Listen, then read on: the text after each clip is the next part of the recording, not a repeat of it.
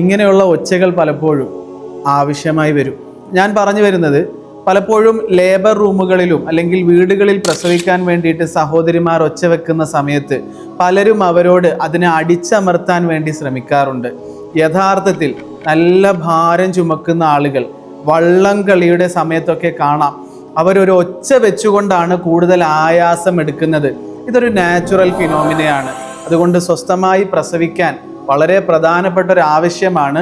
ആ സ്ത്രീക്ക് ആവശ്യമായ രീതിയിൽ, ശരീരം അവരോട് അറിയിക്കുന്ന രീതിയിൽ സുഗമമായ ആ പുറത്തേക്ക് കുട്ടി വരുന്നതിൻ്റെ ഒരു പ്രധാന ആവശ്യം കൂടിയാണ് ഒച്ച വെക്കുക എന്നുള്ളത്.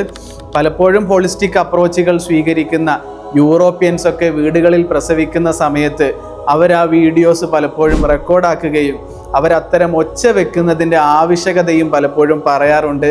അത്തരം സിറ്റുവേഷൻസിനെ വളരെ സന്തോഷത്തോടു കൂടി നേരിടേണ്ടത് സാമൂഹിക ആവശ്യമാണ്.